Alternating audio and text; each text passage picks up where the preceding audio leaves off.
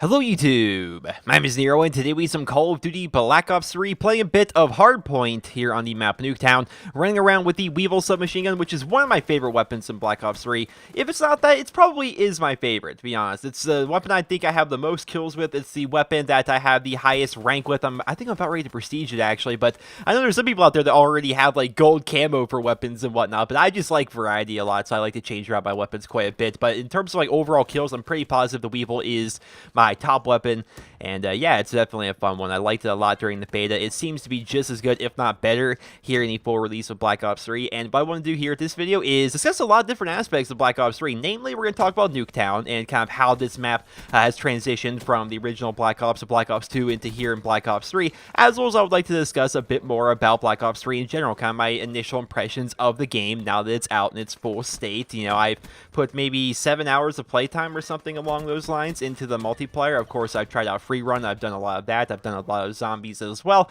and I figured I would kind of discuss different aspects of the game and give you guys my thoughts and opinions on them. So first and foremost, let's talk about Nuketown here, because right now, at the time of this video going up anyway, there's actually a Nuketown 24/7 playlist, if you want to call it that, for the opening launch weekend of Black Ops 3. So there is a playlist where you can just basically play a mosh pit here on the map Nuketown, and we've played a bit of that because we wanted to level up, and you can definitely level up very quickly and unlock a lot of different things for your weapons and different camos, different challenges and whatnot pretty easily when you're playing on Nuketown, right? Same thing as the original Black Ops and in Black Ops 2. It's a very fast-paced map. If you're looking to get a lot of kills, have a lot of fun, lots of action, it's a great playlist to do exactly that. And I wanted to see exactly how this map was going to compare to the previous versions of Nuketown. You know, how is it going to compare to Black Ops 1? How was it going to compare to Black Ops 2?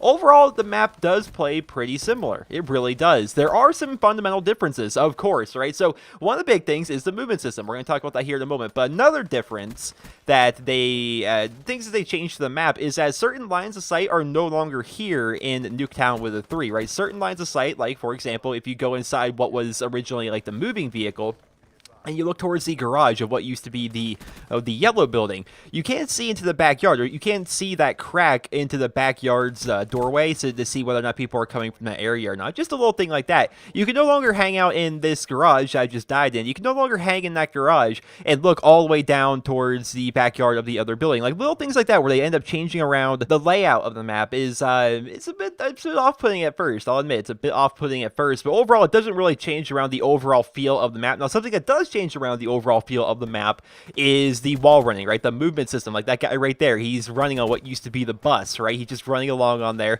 and you'll be seeing different instances throughout the gameplay where you're gonna have people on top of walls, you're gonna have people running along the sides of the buildings and whatnot, and overall I think it's actually a pretty fun change. Now if I could get rid of it, would I?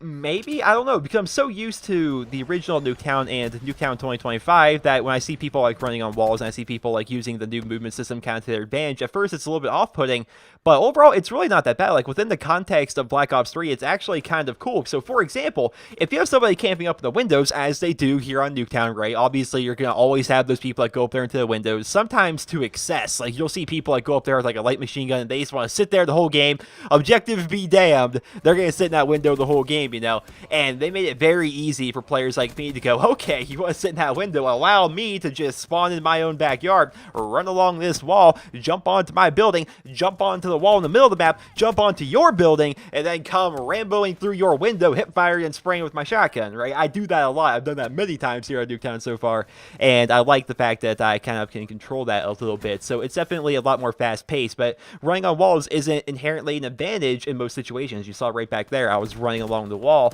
and they end up taking me out. It's just something that happens. You know, you're not like you're not invincible when you're running on the wall. It's just something that you can use to kind of use the new movement system and try and transverse the map in a different way than maybe you would have traditionally. And overall, I think that's kind of fun. One of the big questions I think we all had for Black Ops 3 when they first revealed to us that they were going to be bringing back Nuketown was how is Nuketown going to play? You know, how is it going to play compared to the other ones? With this new movement system, is it even going to feel like Nuketown, with people having the ability to run on walls and people having the ability to, you know, kind of like double jump in a way, even though it's not really double jumping, it's kind of like jumping gliding. But was it going to feel different? Overall, it still feels like Nuketown, but it feels like a different kind of Nuketown. It feels like Nuketown within the context of Black Ops 3. And overall, I really enjoyed it. In fact, actually playing in the Nuketown playlist for a long period of time, and then going into another playlist, like even going into Ground War, it feels slow. Like, you're like, wow, I miss all the action from Nuketown, because that was just crazy action-packed fun. And then you go play some of the other maps. I feel as though a lot of the multiplayer maps in Black Ops 3 are kind of big, and I think that's going to be a nice little segue where we can kind of transition to talk about different aspects of Black Ops 3 and my general opinions on them. Keep in mind, I have roughly 7 hours of playtime so far put into the multiplayer itself. So we'll go with what I just mentioned. We'll go with the multiplayer maps. What are my thoughts on the multiplayer maps? I have played every single one of them multiple times at this point, and my general thoughts on them. I feel as though the maps are pretty good, but they really feel big, right? I think it's just because we're not used to the new game, or we're not used to the maps where, you know, these aren't the maps that we know and love, right? This isn't Raid from Black Ops 2. This isn't Nuketown here, for example. This isn't Meltdown, for example, which is one of my favorite Black Ops 2 maps. You know, this isn't those maps, and so as a result, we're kind of like having a little bit of a system shock, trying to get used to these maps and trying to figure out, you know, what's the best way to play them. Because you look at some of the older Black Ops 2 maps, which we all know and love and we're used to playing on, you know, we know those maps inside now. We've been playing them for like 2+ years, right? 3+ years. You know, Black Ops 2 has been a very popular game for a long time. And it's going to take a little bit. It's going to take a bit of a transition period, I think, for us to actually get used to the Black Ops 3 maps. So overall, I think that they're pretty good. There's a couple of them I'm not a giant fan of, and the names of them are really going to kind of escape me. So I'm going to do a little bit of cheating. And I have opened up here on my second monitor. I have all the multiplayer maps I can go through and kind of mention some of the ones I really like and some of the ones I really dislike. So of all the multiplayer maps available to us in Black Ops 3 so far with the initial launch of the game, the only ones I really don't like too much are Breach. Breach is by far my least favorite, because that map itself is like so clustery, but at the same time like so big. It's weird. Like, there's so many ways into every single building. It's just, I don't get that map. I can't wrap my head around it. I've actually played it a lot, and I really dislike it. Like, it's one of the maps where I'm just like, I don't like this one. I don't like playing on it. Metro is another map that's kind of like that, but at the same time, it's like, it's okay. It's just, I don't know. Metro is just one of the maps where I just don't get excited to play on it. But yeah, of all the maps, I pretty much like them all. Some of my favorites are Aquarium, Combine, which was a beta map, Fringe, Havoc. Like, these are good maps to me. And then the maps I really don't like are Breach by far. It's like my least favorite map. It's like the aftermath, I suppose, of Black Ops 3, because the Black Ops 3 aftermath was like by far my least favorite map, and having to play on it was just a chore, and I would usually back out of the lobby if it was going to get voted for in the map rotation. So I think it's the same thing with Breach in this game, but, you know, time will tell. Maybe I just had a couple bad experiences on the map, and maybe over time I'll come to love the map. You never really know. In terms of the weapons, how do I feel about the weapons? I feel as though the weapons are awesome, actually. They seem to be taking like the Modern Warfare 2 approach, where every weapon seems to be powerful, but at the same time, like, they don't melt you. The weapons don't seem to melt very bad, and like, I don't notice any weapon being ridiculously overpowered. You know, again, I put in like 7 hours of playtime. I played a lot here on Nuketown, which is one of the big map, or one of the smaller maps in the game. Not big maps, one of the smaller maps in the game. And as a result, there's lots of action, lots of kills. And I think if a weapon were to really, you know, be imbalanced, I think it would kind of show here. I think it would like rise to the top when you're playing on Nuketown. But no real weapon seems to really excel over the rest of them. They all seem to be viable. They all seem to serve their own particular purpose, their own particular niche. And I think that's pretty cool. Like, you got the Weevil right here. It's a pretty low damage, but giant magazine, decent fire rate submachine gun. Like, if you are accurate with it, you can spray and pray with this thing, and you can pick up some ridiculous clips, which I do in this game, and I do, you know, in some montage clips I've already gotten so far. You know, it's just a very fun submachine gun, but it's a very different submachine gun than compared to like the Kudo or the VMP. Like, all the weapons are different. They all feel unique, especially if you go to the assault rifles, you go to the light machine guns, you go to even the shotguns. Like, the shotguns all fill their own particular role in a way. Like the KRM, it's not like your Remington 870. Then you go to the other shotgun, which the name of it is escaping, the Argus. You go to that shotgun. It's kind of like the KSG from Black Ops 2 when you're aiming down sights, but it's like not when you're hip firing. It's every weapon feels different. Every weapon feels unique, and overall the weapon balance itself is pretty awesome. You know, I've heard some people already complaining like the KN-44, which is like the AK-47. This game is OP, but I don't think that's the case. I think it's the first ever assault rifle in the game. Like, it's the one you have by default. I think as a result, people are using it by default.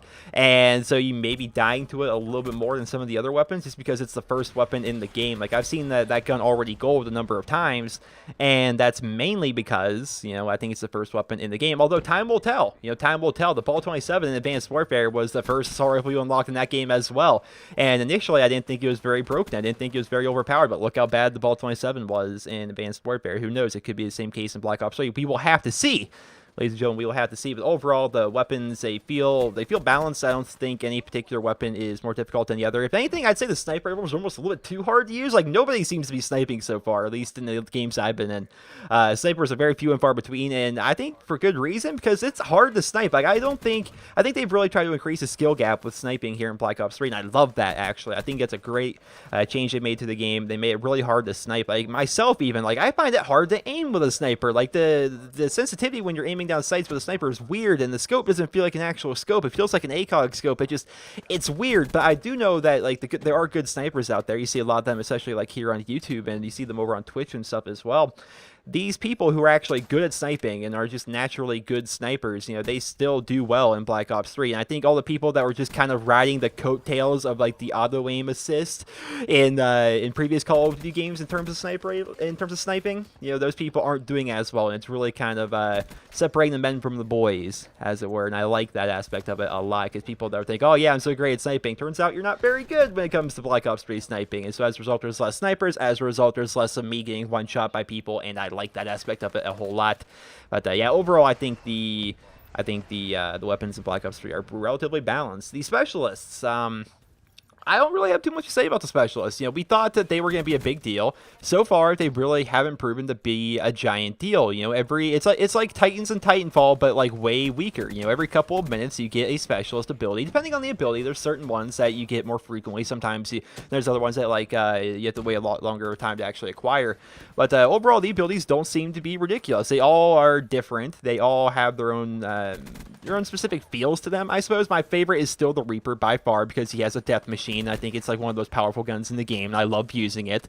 You got that one. You have the knife one. I forget the name of the knife guy, who's a lot like Zero from Borderlands 2, because he can cloak as one of his abilities, or he can like have like basically a commando knife as his other ability, which is really fun to use, actually, but it's actually super hard as well if you get to actually get within relative knife range of people. They all kind of feel unique. I do feel as though that gravity spikes are freaking annoying to die to, because it's like idiot proof, right? Gravity spikes is idiot proof. All you have to do is be within the area of somebody, then you go whoa, and then you slam the ground, and then bam, everyone around you's dead. And so yeah, gravity spikes is super annoying in my own personal opinion. But overall, I don't really have too much to say about the specialists. They're about the same as what they were in the beta. They are a special ability that you occasionally get. It hasn't overall like changed the flow and feel of Call of Duty. It's like basically having an extra perk or having a different weapon. And I think that's fine. There's nothing wrong with that in my own personal opinion. It's like having a new weapon occasionally, or it's having like a special ability, which is okay, because that ability kind of serves more or less as a perk. In terms of like the rest of the game, like I made a video talking about Free Run. Free Run's freaking amazing. I didn't think it was gonna be like the biggest thing in the world. I thought it was gonna be fun, but turns out Free Run is an amazing addition to the game. It's awesome. I love playing in Free Run. I love challenging myself, trying to get better times, and trying to master the courses. Zombies, I have kind of limited experience with, because I've only played one match so far, and that one match was actually playing on the Giant, which is a remake of Doris. I did a video series of that. There's 2 videos where I've made around 30 on that map. And yeah, so Zombies feels fun. The best part about Zombies, obviously, for me anyway, is that you have all these new weapons that are exclusive so far to Black Ops 3, and then you can pack-a-punch all these new weapons. And you can see exactly what all they do, and you can see what weapons are actually good in Zombies. Now they made it so you can pack-a-punch a weapon again, and by pack-a-punching the weapon again, you get like a special ability like Fireworks, where occasionally when you kill somebody with your weapon in Zombies, like Fireworks will like shoot out that zombie and like hit all the other zombies around it, or occasionally it'll give you a Thunder Gun effect, or occasionally it'll give you like a Wonderwall effect. Like Zombies so far has been a lot of fun. I just haven't dabbled in it too much, and in terms of campaign, I haven't actually messed around in the campaign whatsoever yet. Campaign's always kind of like an afterthought for me in Call of Duty, because it's like you have so many things to do in the multiplayer, so many things to do in Zombies. You have Free Run to even mess around with. It's like I play the campaign typically like a little bit after the game comes out, as kind of like a hey, let's learn the lore and the backstory behind all the stuff that's happening in the game. I'm just not at that point yet where I'm very interested in trying it out, although I will say this is just stuff I've heard. I'll reserve judgment until I can actually play it, but I have heard that the campaign so far is a bit disappointing, but it's also surprisingly deep. I don't know. Again, I haven't played so far. But ladies and gentlemen, there is the final score. 95 kills 39 deaths, and that was definitely a very close game. That was a crazy comeback, very close game. It was one of those matches where it was kind of like myself and my friends carrying the team to victory. You look at their scores, you think that my team, you think that they helped, but then you look at like the score, the overall score, and how Cypher and I really carried the rest of the team there. It was definitely a close game. 95 kills, and it wasn't like we were like trying to kill whore or anything like that. We were playing the objective the entire game. I led the lobby in time on the hard point. I had the second most defense, one behind my friend Cypher, and it was fun, man. The Weevil in Nuketown is so much fun. It really is. It's so much fun to play. But ladies and gentlemen, without further ado, that is going to conclude my little mini review, I suppose, of Black Ops 3. It's multiplayer, it's zombies, and all the different aspects of the game. Ladies and gentlemen, I hope you guys all enjoyed the video. Let me know in the comment section below what are your opinions so far on Black Ops 3. Are you guys enjoying the game? Let me know and tell me about your favorite and least favorite aspects of the game. I think it'd be interesting to hear what you guys think about that. I hope you guys all enjoyed the video. Remember to leave a rating, and I hope you guys all have a wonderful day.